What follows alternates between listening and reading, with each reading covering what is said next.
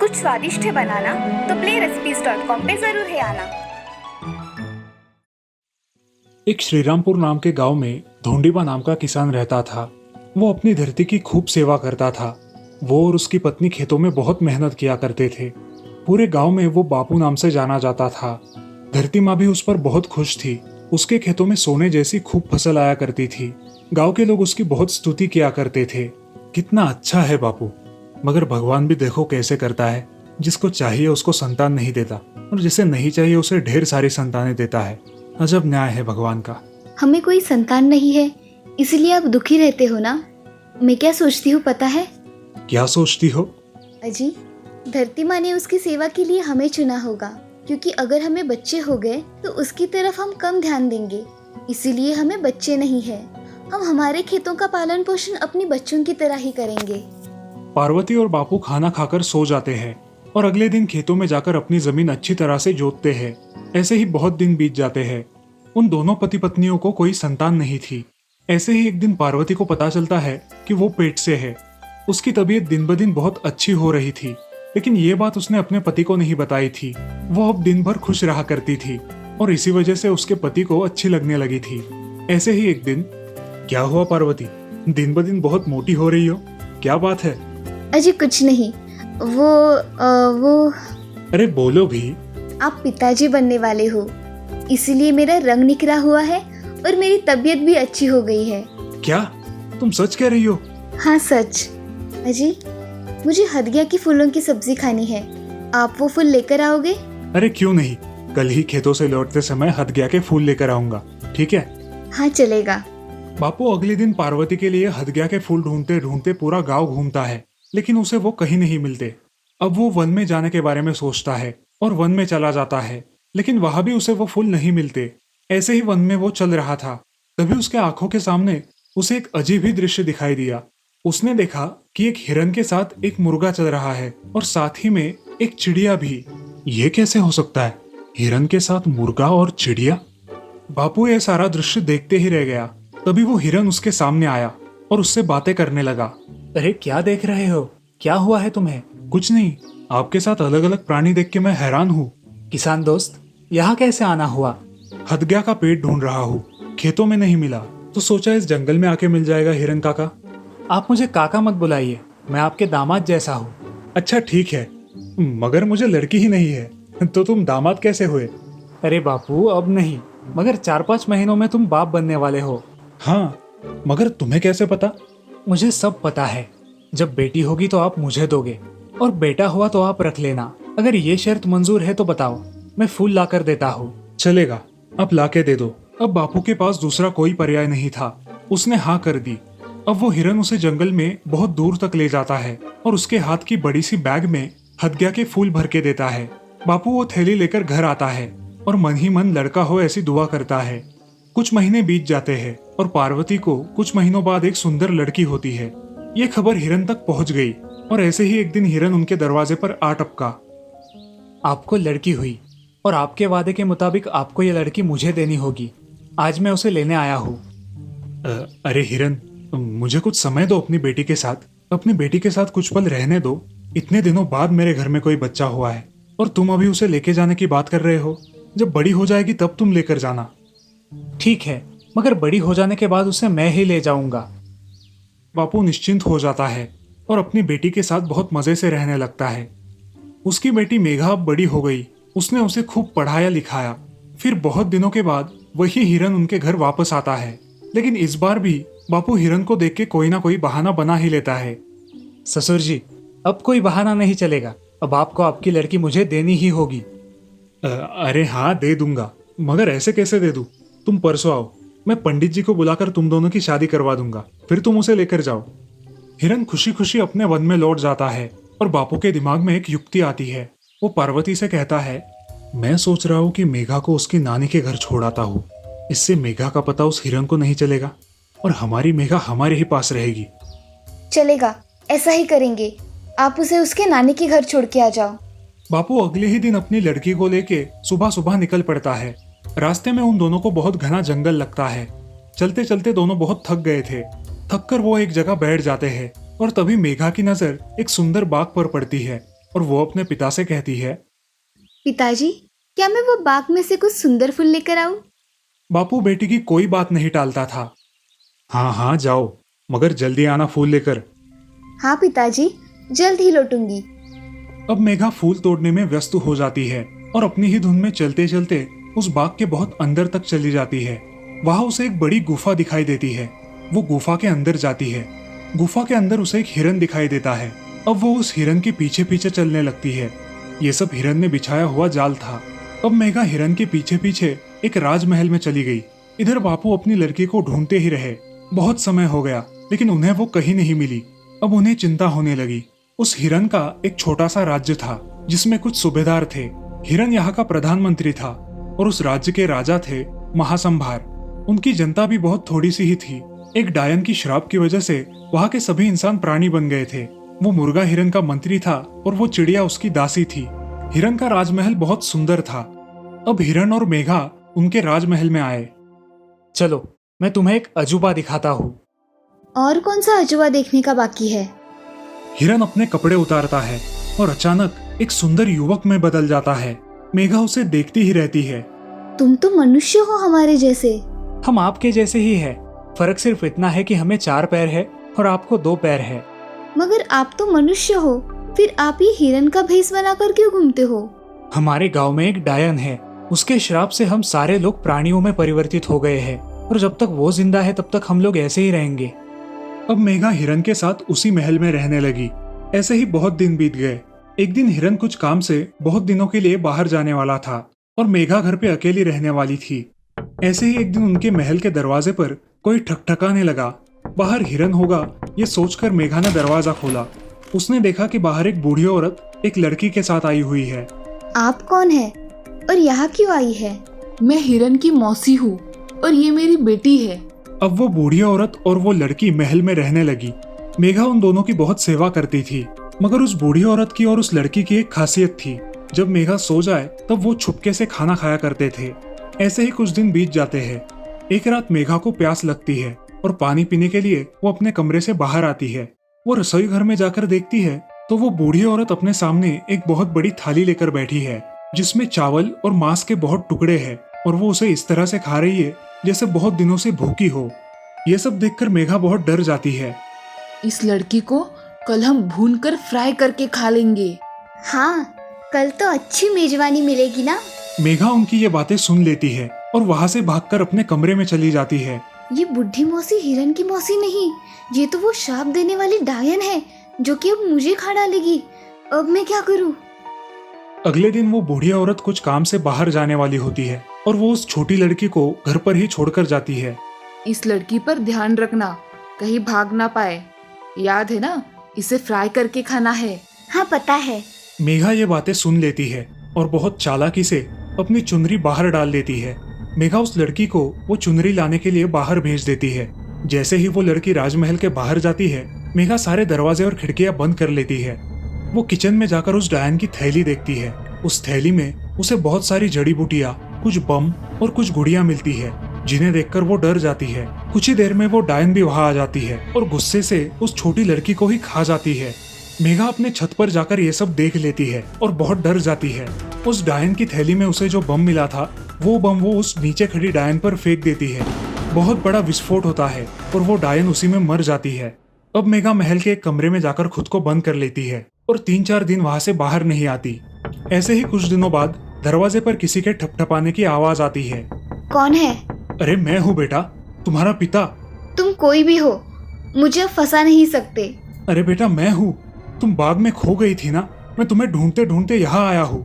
मेघा घबराते हुए दरवाजा खोलती है और अपने पिता को सामने खड़ा देख उनके गले में पड़ के रोने लगती है। उसके पिता उसे घर लेकर जाते हैं। उस डायन के मरने के बाद वो सारा राज्य मुक्त हो जाता है और सभी प्राणी पूर्ववत मानव के रूप में आ जाते हैं। बहुत पहले की बात है। एक राज्य में किशन नाम का एक आदमी रहता था। वो बड़ा ही लोभी किस्म का इंसान था। उसके घर एक दिन एक सन्यासी मेहमान आए। रात गपशप होने लगी। सन्यासी ने कहा, तुम यहाँ क्या छोटी मोटी खेती में लगे हो? थोड़ी ही दूर दूसरे राज्य है, वहाँ यात्रा करो तो पता चलेगा। जमीन इतनी सस्ती है कि लगभग मुफ्त में मिल जाती है। तुम ये जमीन बेच बाच कर उस राज्य में चले जाओ, वहां हजारों एकड़ जमीन मिल जाएगी। किशन का लालच जगा। दूसरे ही दिन सब बेच बाच कर वो एक घोड़े के साथ उस राज्य की राह पर चल पड़ा। जब किशन वहां पहुंचा तो उसे बात सच मालूम पड़ी। उसने पूछा कि मैं जमीन खरीदना चाहता हूँ, तो वहां के लोगों ने कहा कि जमीन खरीदने के लिए तुम जितना पैसा लाए हो रख दो, और कल सुबह सूरज के उगते ही तुम निकल पड़ना, और सांझ सूरज के डूबने तक जितनी जमीन तुम घेर सको घेर लेना। बस चलते जाना, जितनी जमीन तुम घेर लो। सूरज के डूबते डूबते उसी जगह पर लौट आना जहां से चल पड़े थे। बस यही शर्त है, जितनी जमीन तुम चल लोगे उतनी जमीन तुम्हारी हो जाएगी। किशन रात भर सो न सका। तुम भी होते तो सो न सकते। ऐसे क्षणों में कोई सोता है? रात भर योजनाएं बनाता रहा कि कितनी जमीन घेर लूं। सुबह दौड़ के लिए तैयार हो गया। सारा गांव इकट्ठा हो गया। सुबह का सूरज उगा और किशन भागने के लिए तैयार हो गया। उसने अपने साथ रोटी ले ली, पानी का भी इंतजाम कर लिया। रास्ते में भूख लगे प्यास लगे तो सोचा था कि चलते चलते खाना भी खा लूंगा, पानी पी लूंगा। रुकना नहीं है, चलना है, दौड़ना है। उसने दौड़ना शुरू किया, क्योंकि चलने से तो आधी ही जमीन घेर पाता, दौड़ने से दुगनी हो सकती थी। वो खूब भागा, भागता रहा। किशन ने सोचा था कि ठीक 12 बजे लौट पड़ूंगा ताकि सूरज डूबते डूबते वापस पहुंच जाऊं। 12 बज गए, मीलों चल चुका है, मगर लालच का कोई अंत है। उसने सोचा कि 12 तो बज गए, लौटना चाहिए, लेकिन सामने और उपजाऊ जमीन, और उपजाऊ जमीन, थोड़ी सी और घेर लूं। जरा तेजी से दौड़ना पड़ेगा लौटते समय, इतनी ही बात है, एक ही तो दिन की बात है, और जरा तेजी से दौड़ लूंगा। उसने पानी भी नहीं पिया, क्योंकि उतनी देर रुकना पड़ेगा। उस दिन उसने खाना भी नहीं खाया। रास्ते में उसने वो खाना भी फेंक दिया, पानी भी फेंक दिया, क्योंकि उनका वजन ढोना पड़ रहा था, इसीलिए दौड़ ठीक से नहीं हो पा रही थी। उसने अपना कोट भी उतार दिया, अपनी टोपी भी उतार दी, और जितना निर्भर हो सकता था हो गया, और दौड़ने लगा। 1 बज गया था, लेकिन किशन का लौटने का मन ही नहीं हो रहा था, क्योंकि आगे और सुंदर भूमि आती चली जा रही थी। मगर फिर लौटना ही पड़ा। 2 बजे किशन लौटा। अब घबराया, सारी ताकत लगाई, लेकिन ताकत तो खत्म होने के करीब आ गई थी, क्योंकि वो सुबह से दौड़ रहा था, हाँफ रहा था, घबरा रहा था कि पहुंच पाऊंगा कि नहीं, वो भी सूरज डूबने तक। किशन ने अपनी सारी ताकत लगा दी, पागल होकर दौड़ा, सब दांव पर लगा दिया। अब सूरज डूबने लगा, ज्यादा दूरी भी नहीं बची थी। किशन को अब गांव वाले लोग दिखाई पड़ने लगे थे। गांव के लोग खड़े थे, आवाज दे रहे थे कि आओ, जल्दी आ जाओ, उसे उत्साहित कर रहे थे। उन्हें देखकर वो सोचने लगा, अजीब सीधे साधे लोग हैं, इनको तो सोचना चाहिए कि मैं मर ही जाऊं, तो इनको धन भी मिल जाए और जमीन भी न जाए, मगर ये बड़ा उत्साह दे रहे हैं कि भागो और भागो। उसने आखिरी दम लगा दी, भागा, बहुत भागा। सूरज डूबने लगा, इधर सूरज डूब रहा है, उधर वो भाग रहा है। अब कुछ 5-7 गज की दूरी रह गई थी। वो अपने आप को घिसटने लगा। अब सूरज की आखिरी कोर क्षितिज पर रह गई थी। किशन घिसटते घिसटते आगे बढ़ने लगा, और जब उसका हाथ जमीन के उस टुकड़े पर पहुंचा जहां से वो भागा था, सूरज डूब गया। वहां सूरज डूबा और यहाँ किशन की मौत हो गई। इतनी मेहनत कर ली थी, शायद हृदय का दौरा पड़ा था, और यहाँ जिनको वो गांव के सीधे साधे लोग समझता था, हंसने लगे। गांव में इस तरह के पागल लोग आते ही रहते हैं। ये कोई नई घटना नहीं थी, अक्सर लोग आ जाते थे खबरें सुनकर, और इसी तरह से मरते थे। ये कोई अपवाद नहीं था, यही नियम था। अब तक ऐसा एक भी आदमी नहीं आया था जो जमीन घेर कर जमीन का मालिक बन पाया हो। ये कहानी तुम्हारी कहानी है, तुम्हारी जिंदगी की कहानी है, सबकी जिंदगी की कहानी है। यही तो तुम कर रहे हो, दौड़ रहे हो कि कितनी जमीन घेर ले। 12 भी बज जाते हैं, दोपहर भी आ जाती है, लौटने का भी समय होने लगता है, मगर थोड़ा और दौड़ ले। ना भूख की फिक्र है, ना प्यास की फिक्र है। जीने का समय कहाँ है? पहले जमीन घेर ले, पहले तिजोरी भर ले, पहले बैंक में रुपया इकट्ठा हो जाए, फिर जी लेंगे, फिर बाद में जी लेंगे। एक ही दिन का तो मामला है, और कोई कभी जी नहीं पाता। गरीब मर जाते हैं भूखे, अमीर मर जाते हैं भूखे, कभी कोई जी नहीं पाता। जीने के लिए थोड़ी विश्रांति चाहिए, जीने के लिए थोड़ी समझ चाहिए। जीवन मुफ्त नहीं मिलता दोस्तों, थोड़ा जीना सीखो आज में। जनकपुर राज्य के राजा को राज्य भोगते काफी समय हो गया था। बाल भी सफेद होने लगे थे। एक दिन उसने अपने दरबार में उत्सव रखा और अपने गुरुदेव एवं मित्र देश के राजाओं को भी आमंत्रित किया। उत्सव को रोचक बनाने के लिए राज्य की सुप्रसिद्ध नर्तकी को भी बुलाया गया। राजा ने कुछ स्वर्ण मुद्राएं अपने गुरुजी को भी दी ताकि नर्तकी के अच्छे गीत व नृत्य पर वे उसे पुरस्कृत कर सके। सारी रात नृत्य चलता रहा। ब्रह्म मुहूर्त की बेला आई। नर्तकी ने देखा कि तबले वाला ऊब रहा है और तबले वाले को सावधान करना जरूरी है, वरना राजा दंड दे सकते हैं। तो उसे जगाने के लिए नर्तकी ने एक दोहा पढ़ा। बहु बीती थोड़ी रही, पल पल गई बिताई, एक पल के कारणे न कलंक लग जाए कोई। अब इस दोहे का अलग अलग व्यक्तियों ने अपने अनुरूप अर्थ निकाला। तबले वाला सतर्क होकर बजाने लगा। जब ये दोहा गुरुजी ने सुना तब गुरुजी ने सारे मोहरे उस नर्तकी को अर्पण कर दिए। दोहा सुनते ही राजा की लड़की ने भी अपना 9 लखा हार नर्तकी को भेंट कर दिया और राजा के पुत्र युवराज ने भी अपना मुकुट उतारकर नर्तकी को समर्पित कर दिया। राजा बहुत ही अचंभित हो गया। सोचने लगा, रात भर से नृत्य चल रहा है पर अचानक ये क्या हो गया।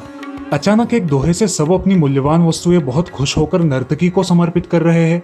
राजा सिंहासन से उठा और नर्तकी को बोला, सिर्फ एक दोहे द्वारा एक सामान्य नर्तिका होकर भी तुमने सबको लूट लिया। जब ये बात राजा के गुरु ने सुनी तो गुरु की आंखों में आंसू आ गए और गुरुजी ने कहा, राजा, ये नर्तकी अब मेरी गुरु बन गई है क्योंकि इसने इसके दोहे से मेरी आंखें खोल दी है। इस दोहे से ये कह रही है कि मैं सारी उम्र जंगलों में भक्ति करता रहा और आखिरी समय में नर्तकी का मुजरा देखकर अपनी साधना नष्ट करने यहाँ चला आया। राजा, मैं तो चला। ये कहकर गुरुजी तो अपना कमंडल उठाकर जंगल की ओर चल पड़े। तभी राजकुमारी ने कहा, पिताजी, मैं जवान हो गई हूँ। आप आंखें बंद किए बैठे हैं। मेरी शादी नहीं कर रहे थे और आज रात मैंने आपके महावत के साथ भागकर अपना जीवन बर्बाद कर लेना था, लेकिन इस नर्तकी के दोहे ने मुझे सुमति दी है कि जल्दबाजी मत कर, तभी तो तेरी शादी होगी। क्यों अपने पिता को कलंकित करने पर तुली है।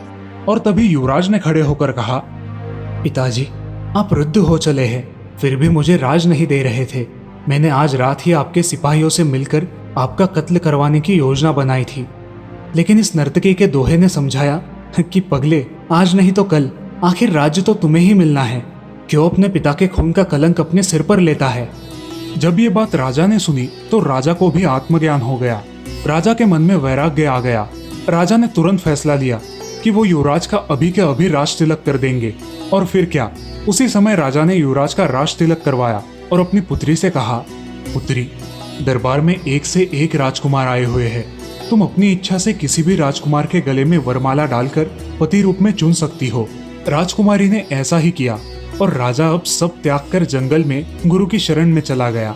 ये सब देखकर नर्तकी ने सोचा, मेरे एक दोहे से इतने लोग सुधर गए, लेकिन मैं क्यों नहीं सुधर पाई। आज से मैं अपना नृत्य बंद करती हूँ। हे प्रभु, मेरे पापों से मुझे क्षमा करना। बस आज से मैं सिर्फ तुम्हारा नाम सुमिरन करूंगी। दोस्तों, इस लॉकडाउन में भी हम पर यही लागू होता है। बहु बीती थोड़ी रही, पल पल गई बिताई, एक पल के कारणे ना कलंक लग जाए कोई। आज हम इस दोहे को यदि कोरोना को लेकर अपनी समीक्षा कर देखें तो हमने पिछले 4 महीनों से जो संयम बरता, परेशानियां झेली, ऐसा न हो कि अंतिम क्षण में एक छोटी सी भूल, हमारी लापरवाही हमारे साथ पूरे समाज को ले बैठे। आओ हम सब मिलकर कोरोना से संघर्ष करें, घर पर रहकर सुरक्षित रहे और सावधानियों का विशेष ध्यान रखें। रामटेक नाम के गांव में विठू नाम का एक लकड़ी का कारीगर रहता था। गांव में किसी का भी घर बनाना हो तो विठू को बुलावा आ जाया करता था। बारिश के मौसम में बैलगाड़ियां तैयार करना तथा खेती के औजार तैयार करना आदि काम वो कर लिया करता था। उस गांव में लोग उसे उसके काम के बहुत कम पैसे देते थे। उसे एक बेटा था, विजय। विजय बहुत ही सीधा और सरल था, इसी वजह से कोई भी उसे आकर ठग लेता था। विजय के दोस्त उससे कोई भी काम कम दाम में करवा लेते थे। जब विठू घर पे ना हो तब सारे दोस्त घर पर आकर विजय से अपने छोटे मोटे काम मुफ्त में करवा लेते थे। इस सब से विठू बहुत परेशान रहता था। अरे विजय, ये तुम्हारे लालची दोस्तों से जरा बच के रहना, ये तुम्हें आगे नहीं बढ़ने देंगे। ये तुमसे मीठी मीठी बातें करके काम करवा लेते हैं। बेटा, मुझे तुम्हारी बहुत चिंता लगी रहती है। पिताजी, हमें इस दुनिया में जिसने लाया है उसको चिंता होगी। हाँ, आप चिंता मत करो। ऐसे ही कुछ दिन बीत जाते हैं। अचानक विठू की तबीयत बहुत खराब हो जाती है। किसी भी दवा का उस पर कोई असर नहीं होता। अब घर की जिम्मेदारी विजय पर आ पड़ती है। अपने पिता की तरह ही विजय लकड़ी की कारीगरी में माहिर था, लेकिन उसके भोले स्वभाव के कारण लोग उसका फायदा उठाते थे। ऐसे ही एक दिन सरपंच जी ने विजय को अपने घर बुलाया। नमस्ते सरपंच जी। नमस्ते। आओ विजय, जरा घर का काम निकालना था। इसलिए तुम्हें बुलाया। मुझे घर के लिए 4 चौखट और 2 खिड़कियां चाहिए। 1 हफ्ते में बनवा के दोगे? हाँ सरपंच जी, मैं आपको जल्द ही बनवा दूंगा। अगर तुमने ये काम कर दिया तो मैं तुम्हें 4 बोरियां भर के अनाज दूंगा और उसके साथ मेरे खेत के घर का भी काम दूंगा। हाँ सरपंच जी, मैं जल्द ही आपको सारे चौखटे और खिड़कियां बनवा कर ला दूंगा। विजय काम को लेकर बहुत उत्सुक होता है और लकड़ियां तोड़ने के लिए बैलगाड़ी लेकर जंगल में चला जाता है। उसे जंगल का कोना कोना पता था। उसे कहाँ अच्छी लकड़ियां मिलेगी ये भी पता था। उसने काटने के लिए एक सूखा नीम का पेड़ चुना और कुल्हाड़ी से उस पर घाव करना शुरू किया। 1-2 घाव करते ही उस पेड़ से आवाज आई, हे मानव रुक जाओ। कौन है? सामने आओ। मैं हूँ मानव, पेड़। मैं एक ब्रह्म राक्षस हूँ। मुझे एक साधु ने इस पेड़ में कैद कर दिया है। तुम कृपा करके इस पेड़ को मत काटो। अगर तुमने ये पेड़ काट दिया तो मैं मर जाऊंगा। तुम मुझे जीवन दान दे दो। इसके बदले में तुम जो चाहो वो मैं दूंगा। मुझे आपसे कुछ नहीं चाहिए, मुझे क्षमा कर दीजिए। ब्रह्म राक्षस विजय की ये बात सुनकर प्रसन्न हो गया। तुम कहाँ से आए हो और नाम क्या है तुम्हारा? मेरा नाम विजय है, मैं यही पास के गांव से आया हूँ। विजय अपनी सारी हकीकत उस पेड़ को बता देता है और उसके लिए ब्रह्म राक्षस को बहुत बुरा लगता है। उस साधु ने बताया था कि जब तक तुम एक पुण्यवान आदमी की मदद ना करो तब तक तुम इस पेड़ से मुक्त नहीं हो सकते, और अब मुझे मौका मिला है मुक्ति पाने का। विजय, मेरे पेड़ की एक सूखी टहनी तोड़ लो और घर जाकर उसे जमीन पर पटक कर उस टहनी से जो चाहे मांग लो, तुम्हें मिल जाएगा। क्या? ये जादुई टहनी घर में जाकर मुझे जो मांगू वो देगी? हाँ विजय, ये टहनी तुम जो भी मांगोगे वो दे देगी, सिर्फ इसका गलत इस्तेमाल मत करना। हाँ ब्रह्म राक्षस, मैं इसका सही इस्तेमाल करूंगा। विजय वो टहनी अपनी कमर से बांधकर बैलगाड़ी लेकर अपने घर की ओर निकलता है। उसी गांव में श्याम नाम का एक और कारीगर रहता था जो विजय को गांव में आता देख लेता है। अरे, ये विजय आज खाली बैलगाड़ी लेकर आ रहा है और कमर में उसने ये टहनी कैसी बांधी है? चालाक श्याम विजय का पीछा करते हुए उसके घर तक जाता है। क्या सच में ये टहनी जादुई है? मुझे इसे आजमा कर देखना चाहिए। अब विजय अपने घर के आंगन में उस टहनी को जमीन पर पटकता है और उससे बहुत सारी लकड़ियां मांगता है। तभी बहुत सारा लकड़ियों का ढेर वहां तैयार हो जाता है। ये सब देखकर विजय चौंक जाता है और अपने पिताजी को ये बात बताने के लिए घर के अंदर चला जाता है। जल्दबाजी में वो टहनी घर के आंगन में ही छोड़ देता है। ये सब श्याम ने देख लिया था। जैसे ही विजय घर के अंदर गया, श्याम ने वो टहनी वहां से चुरा ली। विजय ने घर के अंदर जाकर पिताजी को उस जादुई टहनी के बारे में बताया। घर के बाहर आकर उसके पिताजी भी चौंक गए। इतनी सारी लकड़ियां, कमाल है। लेकिन वो जादुई टहनी कहाँ है बेटा? अरे, यही तो रखी थी मैंने, कहाँ चली गई? विजय ने हर जगह ढूंढा लेकिन उसे वो जादुई टहनी नहीं मिली।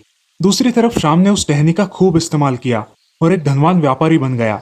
धीरे धीरे विजय की सारी लकड़ियां खत्म हो गई और इसी वजह से वो कुछ लकड़ियां लाने फिर से जंगल की तरफ गया। अब मुझे दूसरे पेड़ों की लकड़ियां तोड़नी होगी। मैंने वो जादुई टहनी खो दी।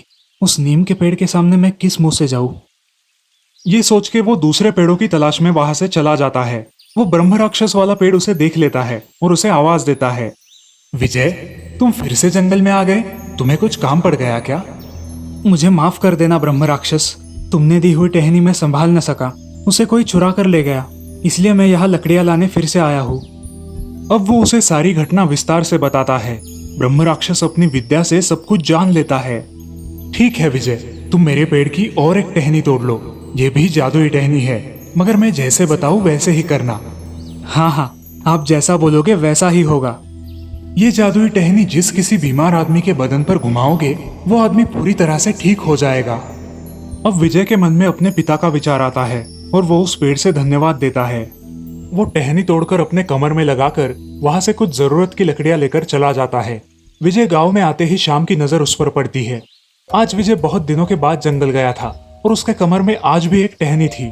शाम को इस बात का भी अंदाजा था कि यह भी जादुई टहनी होगी, मगर उसका कैसे उपयोग करते हैं ये उसको नहीं पता था।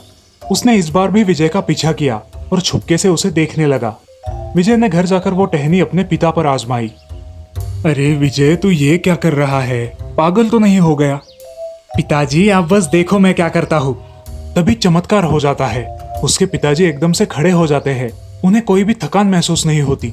ये देख दोनों बाप बेटे खुश हो जाते हैं। विजय वो टहनी अपनी अलमारी में रख देता है और अब वो दोनों काम करने के लिए बाहर चले जाते हैं। इस बार भी शाम वो टहनी चुरा कर घर ले आता है। विजय और उसके पिता काम करके घर लौटते हैं। पिताजी, आपने मेरी जादुई टहनी ली है? अरे विजय, मैं वो टहनी क्यों लूं? उससे मैं क्या करूंगा बेटा? विजय अब उदास हो जाता है।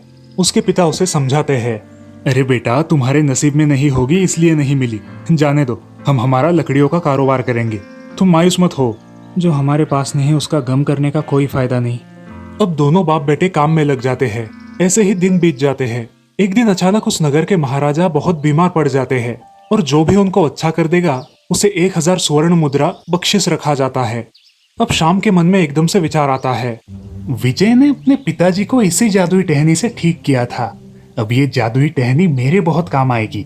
ये जादुई टहनी मैं राजा के पास ले जाऊंगा और उन्हें ठीक करके उनसे इनाम मांग लूंगा। ये सोच के शाम महाराज के राज दरबार में चला जाता है। कौन हो तुम? मैं एक लकड़ियों का व्यापारी हूँ, मुझे महाराज से मिलना है। सेवक सूचना महाराज को देते हैं। महाराज जानते थे कि श्याम जो लकड़ियों का व्यापारी है वो बहुत कंजूस और लालची किस्म का आदमी है। महाराज उसे अपने कक्ष में बुलाते हैं। प्रणाम महाराज। बोलो, यहाँ क्या काम है तुम्हारा? मेरे पास आपको ठीक करने की एक बहुत अच्छी दवाई है, मगर आप ठीक हो गए तो मुझे इनाम और मैं जो मांगूंगा वो देना होगा। ठीक है, मैं ठीक हो गया तो तुम्हें तुम्हारी मुंह बोली कीमत मिलेगी। अब श्याम ने वो जादुई टहनी निकाली और महाराज पर उसका प्रयोग किया, लेकिन अनर्थ हुआ। महाराज ठीक होने से उल्टा और ज्यादा बीमार हो गए। हे भगवान, अब मैं क्या करूं? ये महाराज और इसके सैनिक मुझे नहीं छोड़ेंगे, यहाँ से निकलना ही ठीक होगा। पकड़ लो इस चालाक श्याम को और इसे कारागार में डाल दो। दया महाराज, दया, आप बड़े दयालु हैं, मेरा ये गुनाह माफ कर दीजिए महाराज। सच्चाई क्या है बता दो, वरना आजन्म कारावास भुगतना पड़ेगा। महाराज, आप ही हमारे पालन करता हो, आपसे क्या छुपाना। अब वो महाराज को सारी सच्चाई बता देता है और ये भी बताता है कि कैसे उसने विजय से वो टहनी चुराई। महाराज विजय को राज दरबार में बुलाते हैं। सैनिक विजय को महल लेकर आते हैं और राजा द्वारा विजय को सारी सच्चाई समझ आ जाती है। विजय, हमें लगता है कि अब तुम ही हमें बचा सकते हो। क्या तुम्हारे पास कोई उपाय है? हाँ महाराज, ये टहनी तो मेरी ही है, मगर ये किसी को बीमार नहीं करती, ये तो बीमार को ठीक कर देती है। न जाने आप पे इसका विपरीत परिणाम कैसे हुआ। ये सब उस ब्रह्म राक्षस की माया थी। अब विजय महाराज के सर से लेके पांव तक वो जादुई टहनी घुमाता है और महाराज एकदम से ठीक हो जाते हैं। वे बेहद खुश होकर इनाम में विजय को 5000 स्वर्ण मुद्रा और गांव की 100 एकड़ जमीन बख्शिश के रूप में देते हैं। वहां ब्रह्म राक्षस को भी उस पेड़ से मुक्ति मिल जाती है। शाम को महाराज दंड के साथ साथ 5 सालों की सजा सुनाते हैं। अब विजय और उसके पिताजी एक खुशहाल जिंदगी बिताते हैं। इस कहानी से हमें ये सीख मिलती है कि हमें चोरी नहीं करनी चाहिए, क्योंकि हर छोटी मोटी चोरी कभी ना कभी पकड़ी जाती ही है।